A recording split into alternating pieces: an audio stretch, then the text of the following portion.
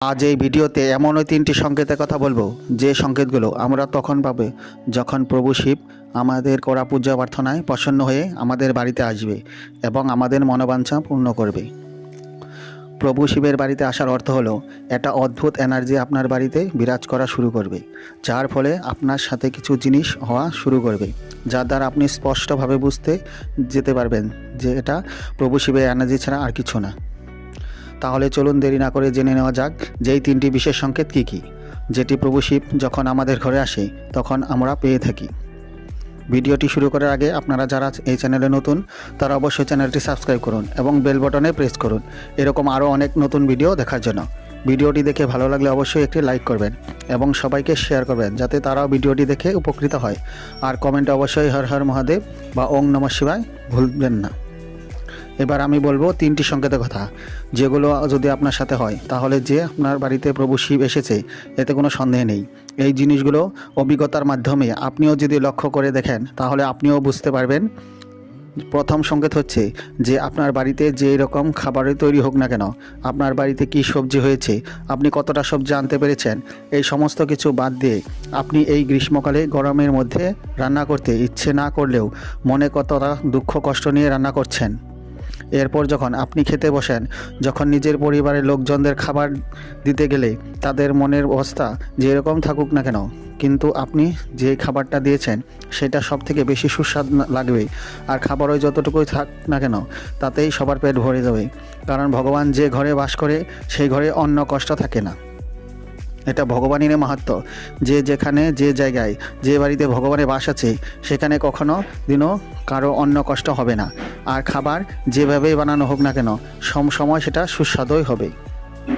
আপনার যদি এটা মানতে অসুবিধা হয় যে না এরকম কোনো ব্যাপার নয়, তাহলে আপনি শেষ যেদিন কোনো মন্দিরে প্রসাদ গ্রহণ করেছিলেন সেই সময় চলে যান। সেই প্রসাদ আপনার সুস্বাদু লেগেছে, সেখানে কি এই ব্রহ্মাণ্ডের এই পৃথিবীর সবথেকে বড় রাঁধুনি কাজ করে না। আপনার প্রসাদটা সুস্বাদু লেগেছে কারণ সেখানে ভগবানের বাস আছে। দ্বিতীয় সংকেত হলো আপনার ঘরে বিভিন্ন জিনিসের অভাব থাকতে পারে, সেই অভাবগুলো এখনও পূরণ হচ্ছে না, আর সেটা আপনি বুঝতেও পারছেন এবং আপনি প্রভু শিবের কাছে নিজের মনের কথা প্রতিদিন প্রার্থনা করে বলছেন। এবং হঠাৎ করে একদিন দেখলেন যে আপনি যখন এক মনে প্রার্থনা করে প্রভু শিবকে কিছু বলছেন, ঠিক সেই সময় হঠাৎ করে ঘরে একটা সুন্দর গন্ধ বিরাজ করা শুরু করছে, যা আপনার মনে এক অপার অশান্তি দিচ্ছে। এরকম হলে বুঝবেন যে দৈব কৃপা আপনার উপরে হয়েছে এবং প্রভু শিব আপনার ঘরে বিরাজ করছে, অর্থাৎ খুব তাড়াতাড়ি আপনার জীবনে যত সমস্যা আছে তা দূর হয়ে যাবে। এরকম সংকেত তখনই পাওয়া যায় যখন কোনো দেবী আপনার প্রার্থনায় প্রসন্ন হয়ে আপনার ঘরে আসেন এবং আপনাকে আশীর্বাদ করেন। তাই এই রকম সংকেত পেলে মন থেকে যত সংশয় আছে দূর করে দিয়ে এক মনে প্রার্থনা করে যান। তৃতীয় সংকেত হলো যে প্রতিদিন প্রতি মুহূর্তে আপনার মধ্যে ভগবানের প্রতি বিশ্বাস বেড়ে যাচ্ছে। আপনি চাইছেন ভগবানকে জিজ্ঞেস করতে যে প্রভু আমাকে কেন এত দুঃখ কষ্ট দিলে, কিন্তু এখানে মজার বিষয়টা হলো এইটা যে এত কিছু পরেও আপনার ভগবানের প্রতি নিষ্ঠা বেড়ে চলেছে এবং আপনি প্রভু শিবকে পাওয়ার জন্য আপ্রাণ চেষ্টা করছেন। এই অবস্থা অত্যন্ত উন্নত একটি অবস্থা, যেটি কোনো ভক্তের প্রভু শিবের প্রতি প্রবল ভালোবাসা আসার ফলে নিজের ভিতরে এসে থাকে। অর্থাৎ এটা এমন একটা অবস্থা যখন জীবনে সব কিছু খারাপ চললেও মন ঈশ্বরের পরেই থাকে এবং প্রভু শিবকে পাওয়ার ইচ্ছা মনে দিন দিন বাড়তে থাকে। এই তিনটি বিশেষ সংকেত হলো বড়ই গুরুত্বপূর্ণ সংকেত। এগুলো জানার জন্য মানুষের জীবনে পরপর জীবন লেগে যায়। এই জিনিসগুলো মানুষের আশেপাশেই ঘটতে থাকে, কিন্তু মানুষ তার মানে খুঁজে বের করতে পারে না। তো বন্ধুরা, এই তিনটি বিশেষ সংকেতই অবশ্যই এই শ্রাবণ মাসের মাথায় রেখে চলুন, দেখবেন প্রভু শিব অবশ্যই আপনার উপরে কৃপা করবে। এবার চলুন কিছু অনুপ্রেরণামূলক উক্তি।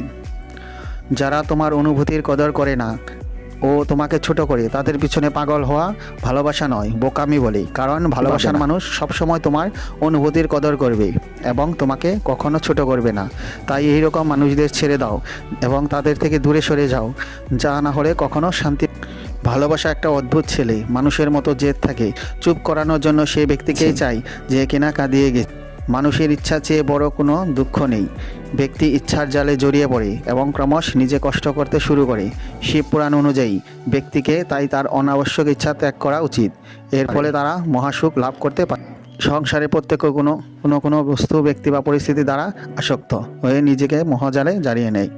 এই আসক্তি আর মোহই আমাদের দুঃখ ও সাফল্যের কারণ। মোহ ত্যাগ করে নিষ্কর্ম কর্ম করলে আনন্দ ও সাফল্য লাভ হয়। এই দুনিয়ার সবচেয়ে ওজনদার জিনিস হলো স্বার্থ, যা বেরিয়ে আসতেই সমস্ত বড় বড় সম্পর্ক হালকা হয়ে যায়। কি করবে আমার পাশে এসে? তুমি আমাকে হারিয়ে ফেলেছ বারবার আমার পরীক্ষা নিয়ে। যে মানুষটাকে আমার মন প্রাণ দিয়ে ভালোবাসি, সেই মানুষটাই জীবনে আমাদের সবচেয়ে বেশি ব্যবহার করে, কারণ সেই মানুষটা জানে যে আমাদের দুর্বলতা কোনটা। এতটা বোঝদার হওয়া যাতে কাকে ক্ষমা করে দিতে পারো, কিন্তু এতটা বোকা হও না যাতে ধোঁকা দেওয়া মানুষটাকে দ্বিতীয়বার বিশ্বাস করে ফেলো। যখন কেউ বুঝবেই না তখন তাহলে বোঝানোটাই দরকারটা কি? যখন কেউ মানবেই না তখন তাকে বলার দরকারটা কি? যেই সম্পর্কে একে অপরের অনুভূতি কোনো কদর নেই, রেসপেক্ট নেই, তাহলে সেই সম্পর্কগুলো জোর করে টেনে নিয়ে যাওয়ার কি দরকার আছে? জয় কার জন্য আর হার কার জন্য? সারা জীবন এই লড়াই করার জন্য।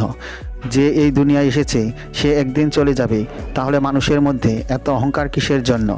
যার অন্য কারোর জন্য কিছু এসে যায় না, বিশ্বাস করো যে আর কোনো একজনের জন্য অনেক কিছু এসে যায়। পবিত্র মন দিয়ে এমন কারোর সাহায্য করে দেখাও যার যেটা দরকার। যদি মন শান্তি না পাও তাহলে বলবে। যে যেতে চায় তাকে যেতে দাও।